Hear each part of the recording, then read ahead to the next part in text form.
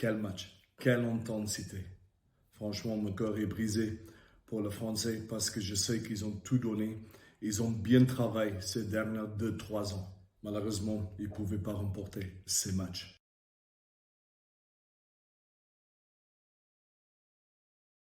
Quel combat dans le secteur mêlé.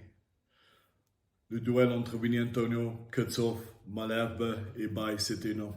On a vu, le premier mi-temps, il y avait pas mal de mêlées au sol. Et notamment, on a vu Winnie Antonio qui est souvent dominante. Mais par contre, Kutsov, il n'a rien relâché. Et on a même vu un mêlée à 7. Il a bien tenu. Et l'équipe de Sudaf, ils n'ont pas bougé avec 7 joueurs. Ça, c'est quand même énorme. Le premier mi-temps, c'était 50-50. Mais on a vu qu'il y avait un gros changement. Le deuxième mi-temps, avec la sortie de Winnie Antonio, l'équipe de France se retrouve des fois en difficulté en mêlée, et notamment pénalisée 2 fois en mêlée de deuxième mi-temps, qui a vraiment coûté cher pour l'équipe de France. Oxenche, quel joueur. Il a fait une super entrée pour l'Afrique du Sud. Il a vraiment donné le punch pour le pack Sudaf le deuxième mi-temps et souvent été dominante contre Dorian Aldegheri. C'est ça l'enjeu de mêlée. Tu peux être dominant par une mêlée, mais le mêlée après, tu peux être dominé. C'est pour ça qu'il faut toujours respecter le protocole de votre équipe.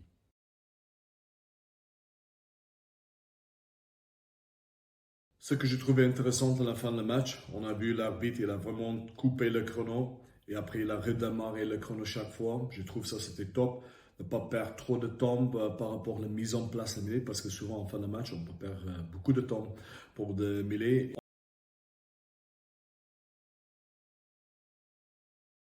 Wow, quelle intensité, quelle agressivité dans ce secteur. On a vu les deux équipes, Afrique du Sud, l'équipe de France, ils ont tout donné, ils ont envoyé. On a vu, c'était un vrai contest. S'il y a un soutien qui arrive en retard, c'est fini, c'est mort, ballon perdu. On a vu que Kutsov, il était pénalisé plusieurs fois le premier mi-temps. Le Sud-Afrique voulait vraiment mettre une pression, ralentir le ballon, l'équipe de France. Ça, je comprends bien parce que l'équipe de France, ballon en main, très, très dangereux. On a vu le premier mi-temps et chaque fois ils lancent leur jeu, c'est très difficile à arrêter. Soit avec le jeu direct ou le jeu déployé. Quagga Smith, quelle rentrée, le deuxième mi-temps. Il était récompensé avec une pénalité sur la ligne de l'équipe de France. Et derrière, le Sud-Afrique, ils ont joué à la main. Avec la pénalité, ils ont marqué un essai. À la 67e, la même chose. Afrique du Sud sous pression. Et après, il était bien récompensé avec une pénalité. C'était une de les forces de Sudaf, leur défense, de vraiment mettre la pression et essayer de ralentir le ballon de l'équipe de France. En fin de match, les Français, ils ont bien envoyé, ils ont essayé de relancer. On a vu vraiment l'Afrique du Sud en difficulté sous pression. Et malheureusement, chaque fois qu'ils rentrent dans le camp adversaire, ils perdent le ballon. C'était aussi lié avec la grosse montée défensive du Sudaf. Ok, l'attaque d'équipe de France, ils ont dominé avec 60% de possession et l'occupation pendant le match. Ça, c'est quand même énorme. Très dangereux en attaque.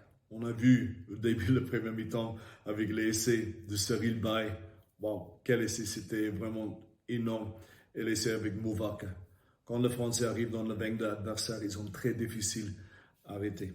Mais le Sudaf est très très fort en défense. On a vu la vitesse de ligne qui était quand même énorme et vraiment mis beaucoup de pression sur le Français. J'aimerais me parler le 5 de devant en Afrique du Sud. Ils ont bien partagé les tâches. On a vu Frans Malherbe, 13 plaquages pour un pilier droit. Ça, c'est quand même énorme. Il y avait beaucoup d'agressivité en défense et surtout le duel aérien. Afrique du Sud était vraiment dessus. Il y avait également quelques moments clés dans le match. On a vu la transformation de Thomas Ramos qui était contré par Colby. On peut voir un bon débat si la règle était bonne ou pas. Et également l'essai de Cheslin Colby, ballon perdu par l'équipe de France et avec un petit raison, le Sud-Afrique a marqué. Mais l'équipe de France, il peut être super fier de leurs efforts. Ils ont bien envoyé. On a vu un gros match entre deux grandes équipes. Franchement, pour le monde de rugby, c'était énorme de voir ce spectacle. Malheureusement, d'être un perdant et une gagnante, je pense fort à l'équipe de France qui ont tout donné pendant cette période et surtout pour le supporter français. Vous êtes énorme. L'ambiance vous amène dans le stade, vous pousse les équipes, votre soutien dans le stade, c'était franchement, je dis tout le temps, une Coupe du Monde en France, c'est chaque fois énorme. Merci beaucoup pour votre soutien. J'ai hâte pour regarder le reste de cette Coupe du Monde. Ça va être super intense. Actu.fr